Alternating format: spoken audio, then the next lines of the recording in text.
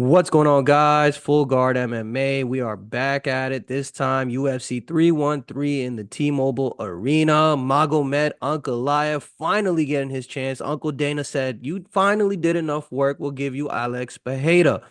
205 supremacy on the line. And then in the co-main, we have it's a BMF type fight. Rafael Fiziev taking on Justin Gaethje.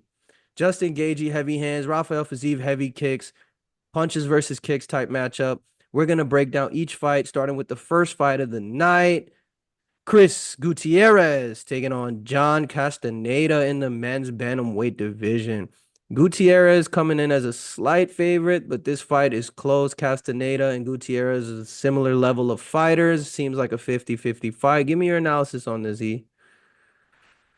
I don't know why they're starting off the card like this, man. It's a very even 50-50 fight. Made me go through all the analysis I could possibly go through.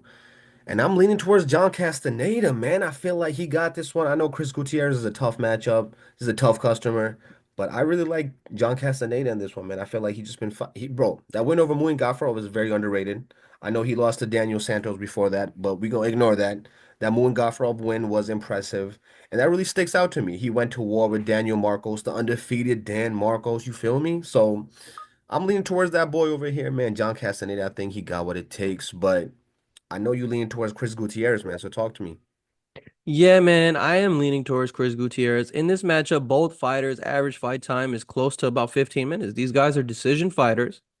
And history shown me if the fight goes to decision, Chris Gutierrez has a good chance, man. He has a lot of tools. He throws a lot of volume. He throws a lot of leg kicks. And John Castaneda, on the other hand, he always usually seemingly goes to decision, and it's 50-50. Sometimes he gets it, sometimes he doesn't. I think Chris Gutierrez, the difference is really going to be those leg kicks, man. He's going to chop that leg up, and I feel like the strikes to the body and the head will be close, but the leg kicks will separate Chris Gutierrez. Neither fighter is going to dominate in the grappling. Neither fighter really does grapple too much. They will do it if they need to, but I feel like it's relatively going to be a striking affair. And I think the leg kicks is going to edge it out for my boy Gutierrez. Yo, what's the over under this fight's going to decision? It has to be 2.5. You know what I mean? It's going to decision. You know what I mean? I don't Goddamn, think Chris Gutierrez got two draws on his record. God damn it. Chris Gutierrez is a decision machine, man. Machine. But hey, on to the next one. We have Ozzy Diaz coming down to the middleweight division, taking on Jordan Santos. Ozzy Diaz is 6'4", big guy. He's normally a light heavyweight, but he's taking this fight against Jordan Santos for his UFC.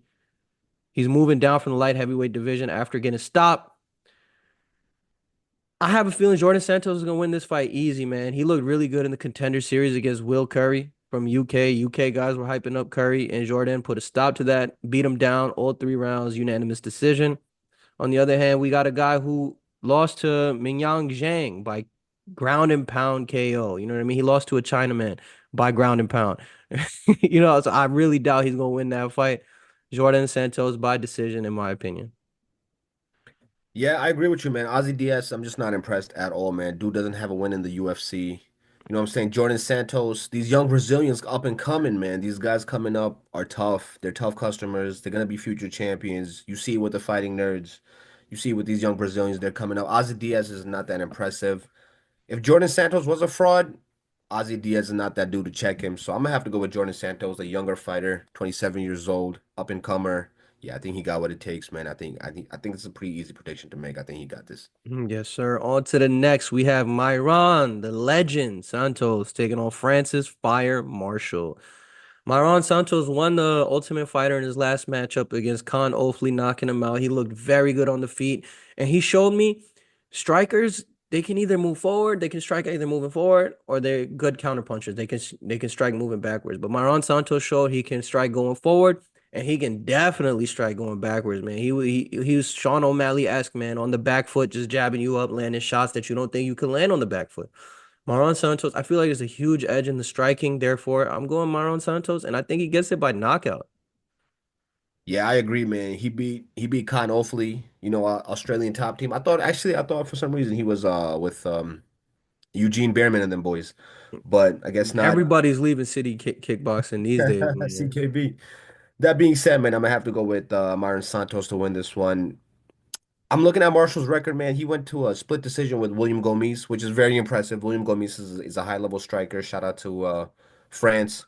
But and then he won a split decision with Dennis Bazooka, and I don't I feel like you should be beating Dennis Bazooka, man. It's not really too impressive in my opinion. So I'm gonna have to go with Santos. I think he takes this one. Another up and coming Brazilian. So I'm gonna have to go with them again. Easy. Yes, sir. On to the next one. We have game opponent Alex Morono, super game guy, man. He just shows up and scraps. He doesn't look like much, but every fight he's in there, man, competing, taking on Carlos the Juice Monkey Leal. In his last fight, he beat Renat Fakhretdinov. Renat ended up getting that decision, but we all know what's what, man. Carlos won that fight. Wasn't too mad about it because he looked juiced to the gills in that matchup. But Morono, he's not gonna have enough power to keep Carlos off him, man. I think Carlos is gonna walk him down, beat him up, and get that finish on the feet, man.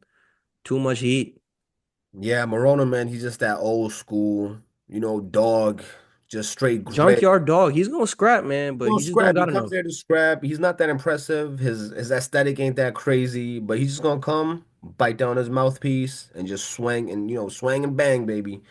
But that being said, man, Carlos Leal looked really good against Renat Fakhdinov, and Renat is a high level fighter, even though he's a lot older, and he's a tough win. He's a tough win, and he unfortunately couldn't get that one, but he fought very well. So just off that record, just off that aura alone, I'm gonna have to go with Carlos Leal winning this one. Morono is probably on the latter end of his career, in my opinion, unfortunately. But hey, he's a crowd favorite, man. He's a vet, but I'm gonna have to go with the young generation. Leal winning this one. This one's not that challenging either. Yes, sir. On to the next one. We have a banger matchup in the men's middleweight division. Bruno the Hulk Fajeda taking on Armin Superman Petrosian. Both fighters unranked. Both fighters are super dangerous in the middleweight division. Armin coming off a bad knockout loss. Super horrible knockout loss. It was KO of the year, low key, I think. Charles Magomedov with the double spinning back fist. But on the other hand, Bruno Ferreira in his last matchup, we both predicted this matchup. I went with Bruno. You went with Abus. Abus got it done. Abus looked like a new man in that matchup, but Bruno Ferreira showed he's good, man. He was in there with someone like the likes of Abus Magomedov. It was a close matchup. I'm gonna give Bruno Ferreira another shot, man. I think he gets this done. It's a close matchup, but Petrosian coming off that knockout loss so soon. It hasn't even been 6 months. It was 4 months ago. It's horrible, man. I think Bruno Ferreira is gonna knock him out again, man. Yeah, I agree. Bruno Ferreira, he looked good against Abus Magomedov. Not much to say there, man. He's a dog. He's built like a freaking brick wall. He comes in swinging and banging. You know what I'm saying? No regard. And that was a very impressive fight. I thought it was pretty even. I thought it was a pretty close fight with Abus until he got finished. Shout out to Abus because Abus usually gasses out quick. Yeah. Um, I was I'm glad I picked him on that one. He won it, but I was nervous throughout the fight. So Armin Petrosian, I'm not that impressed. He's been on a losing streak. You know what I'm saying? Here and there, he just got knocked out of, and that was a crazy knockout. That's not, you know what I'm saying? Like that double spinning back fist, never seen before, looking like Brian from Tekken. Yeah, I'm gonna have to go Bruno Ferreira winning this one. Yeah, he's too much of a dog, man. I think he's probably even finishes him, bro. Yeah, man. We're both in agreement. On to the next one. We have a hyped up flyweight prospect in Joshua Van taking on another hyped up prospect in Ray Surya. The undefeated Japanese fighters putting that undefeated record on the line against the game. Joshua Van with a lot of power. I think Joshua Van is gonna win this fight, and I think he's gonna win it by knockout, man. And the reason why I'm saying that is these Japanese fighters, they come to the UFC, and whenever they fight powerful strikers, they tend to just fold.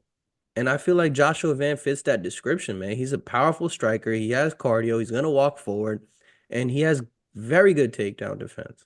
I don't think Ray Surya is going to be able to implement that grappling. And even if he gets it to the mat, I don't see him submitting Joshua Van. I think Josh Van got this by KO, and that's my opinion. Man, check. 22 years old versus 23 years old. Super young fighters, super hyped up fighters. As young as he is, Joshua Venn, as young as he is, bro, he's fought 4 times in 2024. This is his first fight in 2025. Dude's been hella active. And momentum, man, it's gonna go a long way. Dude, he only lost to Charles Johnson, who's a long rangy striker for the division, which for a short guy like It Joshua was a Van, knockout. It was a knockout. He was winning that fight. it was a good fight, man. But he's just I feel like Charles Johnson was just a bad matchup for him. I He's young, don't man. think Josh Van's I young, don't man. He think walked in Gray's. reckless. Yeah, and he's a young fighter, bro. And these guys are both fight. I think yo, this one might be fight of the night because these guys are gonna come out. They're gonna bang it out. You could tell. Oh, yo, these Asian dudes that be coming in, these Japanese dudes that be coming into the UFC, bro. They're always high level strikers, but the grappling is always a weakness. You know what I'm saying? And a lot I of them. feel like it's the opposite, man. I feel like the Chinese people come in with the good striking, the Japanese people come in with the good grappling with no striking. I guess I got that twisted. But you're right. You're right. I'm gonna have to Look at agree. Tatsuro Taira. Yeah, yeah, yeah. No, you're right. You're right.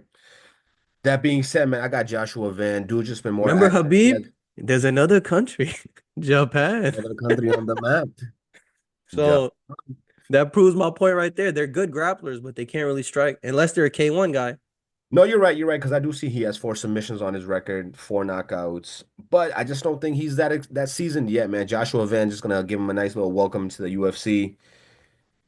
I got Joshua Van in this one, man. He's just been more active. Fought 4 times in 2024. 2025 is gonna start off with the bang, man. I'm telling you, this kid is up and coming, bro. Yeah, keep a lookout for man. Keep an eye out for this boy right here, Joshua Van. I got him winning this one by decision, I think.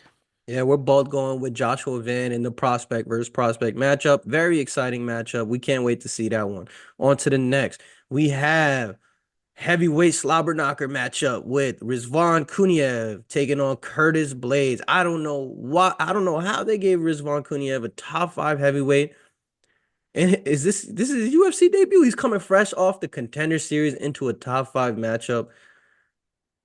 Uncle Dana and company might see something that we're not seeing because Curtis Blades is a big favorite. Most people on Tapology are picking Curtis Blades to win by knockout, which typically tends to happen when grapplers fight grapplers, ends up being a stand-up affair. Kuniev is on a lot of the sauce, man. He popped for like four different steroids after his win over Bruno Ferreira. It was overturned to a no contest, but he has a win over the PFL's Golden Boy heavyweight, man.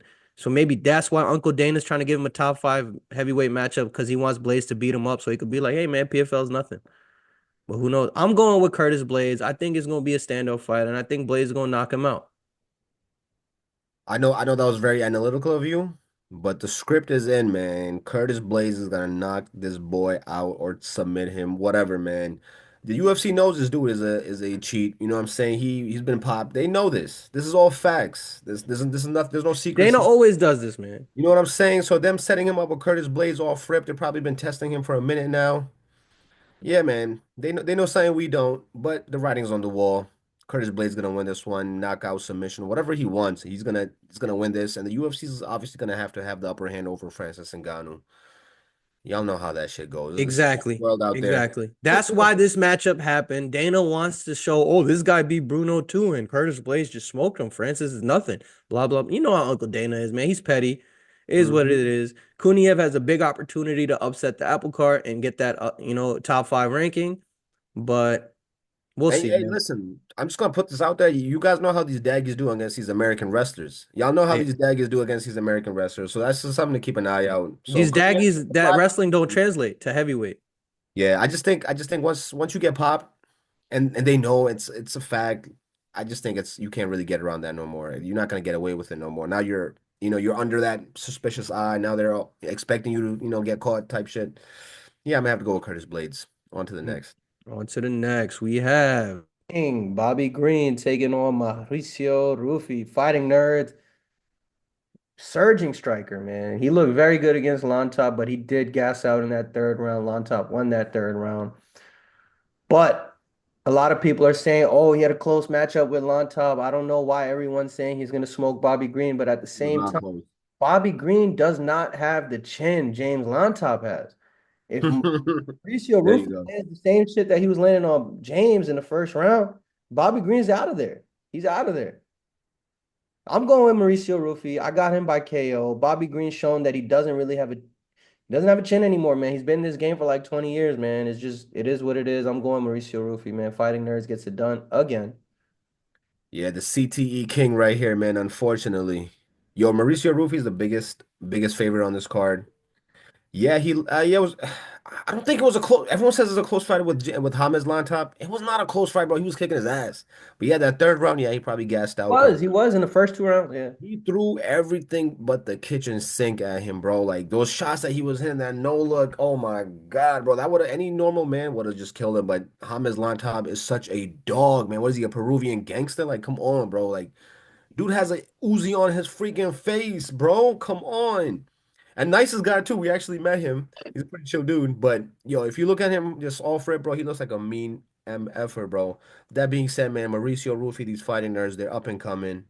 I think, in my opinion, bro, the rumor is Mauricio Ruffy is one of the best. He's if him and Kyle probably top two out of the fighting nerds. So take that, take do with that information what you want. I think Mauricio Ruffy. Actually, I don't think. I know he's gonna win this fight. It just the pattern. It just how he wins this fight. You feel me? I just think he knocks him out. Bobby Green don't got it no more. Unfortunately, there's a chance. There's a chance that he just comes in and he's just on fire, and that jab is just moving, and he's just blocking shots and all that. But I just think Mauricio Ruffi's bag is too deep. I just think he could even pull out the grappling, and we'll see a different side of him. I'm telling you, these guys are high level. I do want to put this out there that Bobby Green, every time you count him out, you put him against this young prospect that there's no way Straight up, he shows up, man. straight up. Threw him in there with Rafael Fiziev, and it was a split decision, and a lot of people Yo, thought I Bobby thought Green you could have won won that it. shit. You know what I'm I thought saying? Bobby won And that. then after that, he fought Grant Dawson. Grant Dawson was like almost minus 800. He sparked Grant Dawson in the first round. You know what I mean? So Bobby Green has a track record when he fights these hot surging prospects.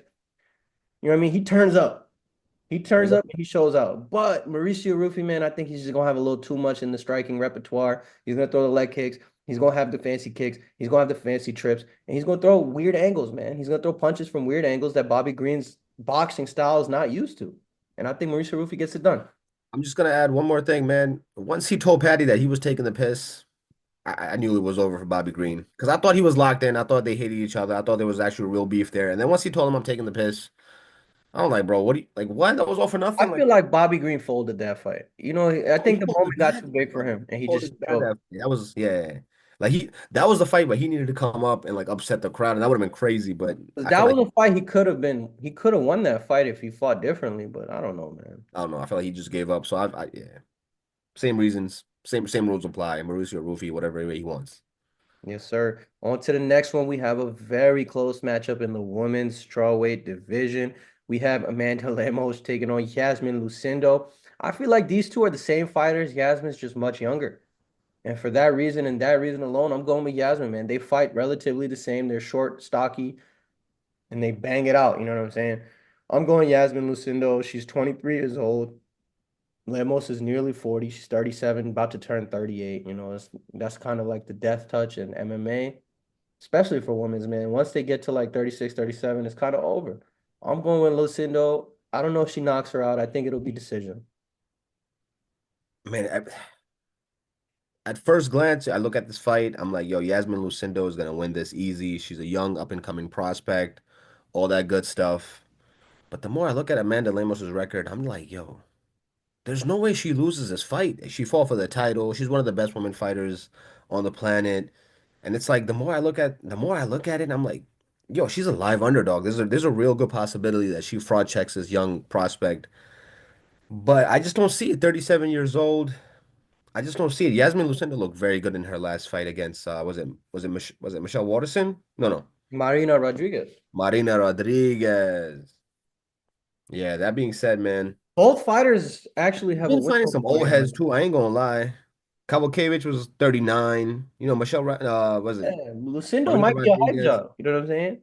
But then she did submit Polyana Vienna, which was impressive. Yeah. So, I just think she's cute. I don't know if that was impressive or not. I just been watching her fights. But that being said, man, they're throwing another old head. So I just think Lemos, I just think it's probably done for her. I think Lucinda wins this one pretty easy. She's younger, so it's hard not to go with her.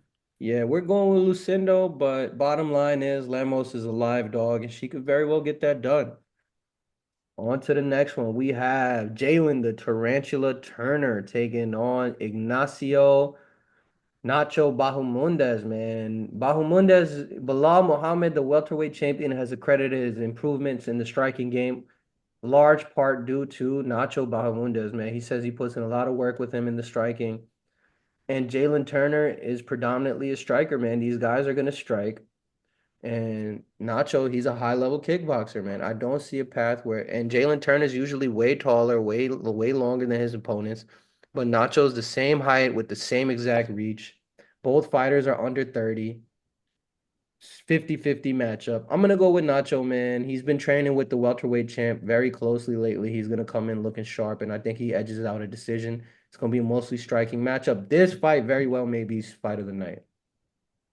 Yeah, man. Unfortunately for Jalen Turner, man, just pack him up, bro. Pack him up. Because he just met his match, man. Nacho Bahamondes. Nah, I think he needs to move up. Yeah, he probably needs to move up. These last couple fights, man, he He got used to be knocked at out by 70, and then Vicente Moicano. Luque sent him down. Yeah, he beat Bobby Green before that, but then he lost to Dan Hooker, split decision. He lost to Gamrot, split decision. Like he's fighting good fights, but it's coming up just a little short right here. I just didn't like that when he got knocked out by Moicano because that was a bad look. Moicano should have lost that fight. Real talk. Let's be real. Moicano should have lost that fight back in UFC 300. But that being said, man, Bahamondes is that dude, man. People just sleep on him for some reason. I don't know. I'm surprised he's not a bigger favorite in this. So I'm gonna have to go with him. Same size. He's just a Chilean Jalen Turner, pretty much. Not Exact much same to fighter. I study. just think Nacho's been with the welterweight champ, and I feel like that experience is gonna give him a slight edge over someone like Jalen Turner, who somehow finds a way to lose these close matchups every time.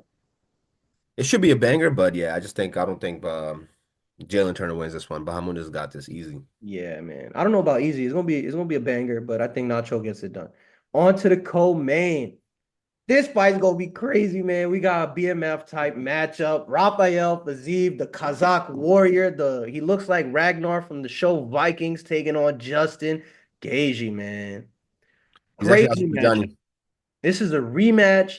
It's going to be 5 rounds this time. And in the 3 round fight, Fiziev gassed out in the third round. So 5 rounds definitely that gives it favors Justin Gaethje in my opinion. But will it go 5 rounds? That's the question. Will the fight go 5 rounds? I don't know. Justin Gaethje's coming off a huge knockout loss against Max Blessed Holloway. And Rafael Fiziev is coming off a loss against Gamrot, but it wasn't really a loss, man. He just blew out his whole knee and he couldn't continue. It is a loss on the record books, but it's not a loss in my eyes. I feel like if he didn't get hurt, he would have beat Gamrot. But that's just my opinion. Give me your initial thoughts on this matchup, man. I don't want to pick right away. Let's just talk about it a little bit. It's an interesting matchup.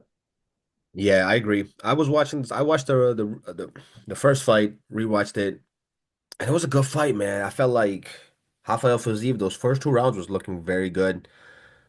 And it was very close. It was very close. One judge even gave it a draw. So, you know what I'm saying? You have to look at it like that. One judge thought it was a draw. Two judges gave it to Gaethje because Gaethje was very dominant in that third round. He was finding very good clean shots, landing clean shots. Like you see the snot all over Fiziev's face. Fiziev's Knocking coming boogers off. out that dude's nose. That was disgusting, but that was a crazy dog fight. And that fight was just as exciting the first time as it is this time, and I'm very excited for this matchup. I know Dan Hooker's unfortunately not, not been able to make it. I felt like a lot of people said, yo, he broke his hand a very long time ago. You could tell based off the way his hand was recovering that he could have been pulled out, but you know how these guys do, man. They want that promotion. They want that UFC what you call it? Those advertisements or whatever. Anyways, that being said, Fiziev, I'm low-key leaning towards Fiziev in this fight, man. I feel like dude Same. just stays in shape. Dude just stays in shape year round. Yeah, he tore his ACL, but I don't think that stopped a dude like him. Gaethje, bro, that was just a bad knockout against Max Holloway. I know he took the proper time off. It was in April back in UFC 300, almost a year now. Damn, time flies, man. He's coming back. I don't know. I just feel like it might still be too soon, man. That was a bad knockout. Yeah, man. In my opinion, UFC just released the footage of the knockout, different angles of it, and we saw how Justin Gaethje was literally having a seizure. He was having a seizure after Max Holloway knocked him out. That is a horrible sign, in my opinion. Not only that, Dan Hooker pulled out because of a broken hand, and they were talking about somebody was talking to Justin Gaethje in an interview. Oh, Dan, your opponent pulled out with a broken hand. Justin Gaethje showed both of his hands; they were both broken. You know what I'm saying? So he's coming in with broken hands and after having a seizure against someone like a killer like Rafael Fiziev. He's the coach of Tiger Muay Thai, striking coach at Tiger Muay Thai. So you know his striking's elite. Elite striking come from Fiziev. All these things leads me to believe I think Fiziev's gonna knock him out and he's gonna knock him out early. I just don't like the fact that Fiziev took this on short notice. I feel like if he had a proper training camp with this, he would have been good. But at the same time, he was also complaining that the UFC was not giving him a proper I feel opponent. like it's gonna benefit him. Dana was like, "Yo, this is BS." So I feel like if you're gonna complain like that, if you're gonna talk that smack, you better be ready to back it up. And I think he is, man. Rafael Fiziev is he's just that dude, man. I'm very excited to see him fight. I'm very excited that he's back. But Gaethje, I'm a big Gaethje fan, man. I actually met Gaethje. He's one of the nicest people, one of the nicest UFC fighters outside the ring. I don't want to see my man go out like this, but it's rather unfortunate. I believe Tony Ferguson was also 36 years old when Gaethje did what Time. he did to him, and that was the end of that. So, you know what I'm saying? What goes around comes around. Rafael Fiziev might just do the same thing to him, unfortunately. But I don't see it play out that same way. I don't see it playing out the way Gaethje dominated freaking Tony Ferguson. I just think Fiziev is just gonna be smarter this time around. He's not gonna go that crazy. He's not gonna try to just blow the gas can right off rip, try to knock him out. I think he's gonna be more patient. I think he's gonna be, just coming off that experience from the first fight and the way he almost won, didn't win. One judge gave it a draw. I got Fiziev, man. I actually like his chances. Justin Gaethje, he's a little bit on the older side, and I don't know how much more he can fight these young lions. So if he guesses, give him Makhachev. Feed him to Makhachev. Why not? One more time. But if you don't, man, I just think it might be the end of the road here for Gaethje, unfortunately. Yeah, man, and it's a sad time, man. Michael Chandler's fighting Patty, Justin's fighting Fiziev, Dustin has a retirement fight coming up, and I feel like these three have been at the top at lightweight for what seems like damn near seven, like 6, 7 years. And the time's coming to an end. I feel like Justin Gage is gonna lose this matchup. All the information that I have about Justin Gage leading up to this matchup leads me to believe he's gonna get knocked out. He's gonna get knocked out early. But hey, man, on to the next one. We have Poatan Alex Pereira taking on Magomed Ankalaev. In Dagestan, in the villages in Dagestan, any criminal that commits a crime, the punishment is put him Ankalaev, brother. Put him with Ankalaev. That's the punishment for the crime out there. You know what I'm saying? Ankalaev is judge, jury, and executioner out there taking on Poatan. This is a crazy matchup, man. They essentially been hiding Poatan from Ankalaev for like 2 years now. Matchup's finally here. Nowhere, no more ducking, no more dodging, no more hiding. Y'all two gonna have to scrap it out. And I do feel like Alex Pereira has a big edge in the striking, technical striking. I do think he's gonna chop that leg up. But give me your thoughts on this. Let's break this down. I mean, it's pretty obvious. Alex Pereira in the stand-up got the clear advantage. Everyone with half a brain is gonna tell Magomed Ankalaev, do not stand and bang with this dude because it's just a recipe for disaster. But Big Ank is Big Ank, man. He not afraid of that smoke. He won it. He told him, he's like, listen, I'm not gonna wrestle. Don't worry. We gonna stand and bang. You feel me? So big words from Big Ank, but Big Ank, man. I'm very excited for this one. I do like Magomed Ankalaev in this fight. I just think, like you said, man, the UFC just been ducking. They've been hiding. They've been sheltering this dude, Alex Pereira, feeding him cans, letting him knock him out, letting him grow his star. He fought Jiri twice before he fought this guy one time. Bro, he fought damn near Khalil Roundtree before they He gave him fought Big. Jiri twice, Jamal Hill, and Khalil Roundtree before, and Uncle Live never even lost the title. He had a draw. You know what I'm saying? And if I'm Yuri, I'm praying to God that Big Ant comes through and wins this because there's no way in hell that Yuri is beating Poatan.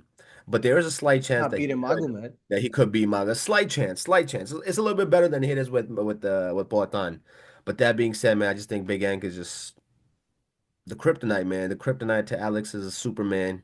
Alex been on a world tour. I don't know where he been at, but he just been traveling the world. I don't know how serious he's taking his That's training. another thing. May I go real quick? Go ahead. Alex Poatan Pereira has been traveling, doing seminars, doing meet and greets, doing lots of media. Doesn't really seem like he's doing a whole lot of training though. What do you think about that? I mean, Paulinho Cruz been traveling with him. That's his coach. That's his striking coach or whatever. Glover, they've been wrestling in the snow. I mean, they've been putting on a front for the gram. They've been showing like they've been acting like they've been putting in that work, but are they really putting in that work? Are they really grinding those hours? Are they waking up, you know what I'm saying, running those miles? He's 37 years old, man. He's 37 years old. He's made goddamn all the money that he needs to make. You know what I'm saying? At this point, he's boys with freaking Adesanya now. So at this point, does he still have that dog in him? You know what I'm saying? Like he hated Adesanya, bro. He couldn't even stand him. So now that they boys, I don't know if he still got that fire in him. Big Ank, he got a lot to prove. The UFC robbed him of that win over Jan Blachowicz, but Jan Blachowicz he's that dude too. So you know what I'm saying? Can't Jan get it. almost beat Poatan himself. Yep. They both know who that dude is. You know what I'm saying? But Blachowicz, I feel like Big Ang made a mistake trying to stand with Blachowicz too. He should have just did what he did in those later rounds. But I think he knows now. He knows now what to do because you can't get robbed of that. And the UFC will rob him, bro. Big Ang, people don't like him. It's unfortunate, but he's just the best fighter in that division. He's rightfully should be the champion, and I think he's gonna take what's his. Yeah, man. Uncle Lai has been saying for like a year and a half now. Please give me Alex Pereira. I won't even shoot a takedown. But I think he's been playing 3D chess this whole time. I feel like he's gonna feel it out. Couple minutes, try to strike with him, and if he can't, he's gonna grapple him. He's gonna ragdoll him. Because why not? You already saw you had a bad performance in your first title fight, and then you didn't even lose it. You had a draw, and then they didn't want to give you a title shot again. So this time, if you don't win the title, you're never getting a title shot. And therefore, I feel like Magomed Ankalaev is gonna put that big ego to the side. He's gonna get to wrestling if he has to. And hey, man, what if he doesn't need to wrestle? What if Magomed Ankalaev outstrikes Alex Pereira? Khalil Roundtree was able to outstrike him until Alex Pereira started landing big shots. So Yeah, he had to go Ultra Instinct on Khalil. You know what I'm saying? yeah, And you shouldn't need to go Ultra Instinct on Khalil. That's that's what I'm unfortunate. saying. Got knocked out by Johnny Walker. You know what I'm saying? You don't need to go Ultra Instinct, but He you got need to. knocked out by Kutilaba. Yeah. That Kutalaba was crazy. Kutalaba punked him in the freaking face off. Punked Let's him and be then real. knocked him out. You know what I'm saying? In Like, the face off, let's be real. But I just think the fact that Alex is talking about, yo, if you lose, you're gonna donate 200,000. Like, bro, chill out. Chill out. Just fight him. You know what I'm saying? You don't gotta go crazy.